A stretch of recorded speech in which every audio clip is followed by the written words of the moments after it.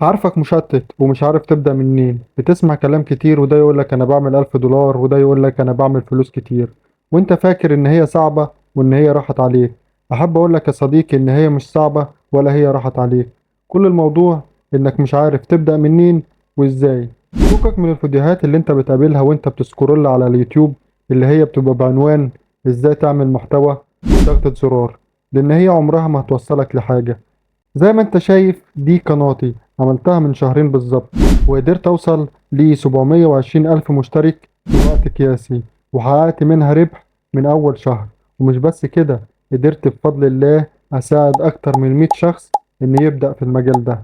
انا لما قدمت قناتي دي للمراجعة، اول حاجة اليوتيوب رفضها وقال لي ابعت لي فيديو عرفني ازاي بتعمل الفيديوهات دي، عشان يعرف ان الفيديوهات دي فعلا بتاعتي، وإن فعلا قناتي تستحق الانضمام لبرنامج شركاء يوتيوب. عشان كده قلت لك ابعد عن الفيديوهات اللي بتقول لك ازاي تعمل محتوى بضغطة زرار.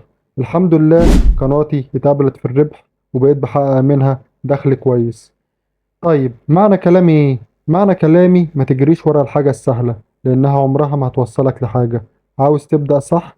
أول حاجة لازم تعملها تتعلم ازاي تتعامل مع شات جي بي تي، لأن هو السر في النجاح أي محتوى. تاني حاجة تعمل قناة بالإعدادات الصحيحة، ودي أنا شرحها عندي في القناة. وتالت حاجة اختار المحتوى اللي انت عاوز تعمله. ورابع حاجة تتعلم ازاي تعمل المحتوى ده. وأخيرا تنزل المحتوى ده لمدة شهر، وبعد كده تقدر تقرر انت فعلا اخترت المحتوى الصح ولا لأ. ولو وصلت لحد هنا انزل صلي على النبي في الكومنتات واعمل لايك لو عجبك المحتوى، واشترك في القناة لو حابب تشوفني تاني، واعمل شير لو عاوز غيرك يستفيد. ولو انت لسه تايه كلمني خلينا نبدأ مع بعض. وانتظروني في فيديو جديد بمعلومة جديدة في قناتكم معلومة ب1,000,000 جنيه. سلام.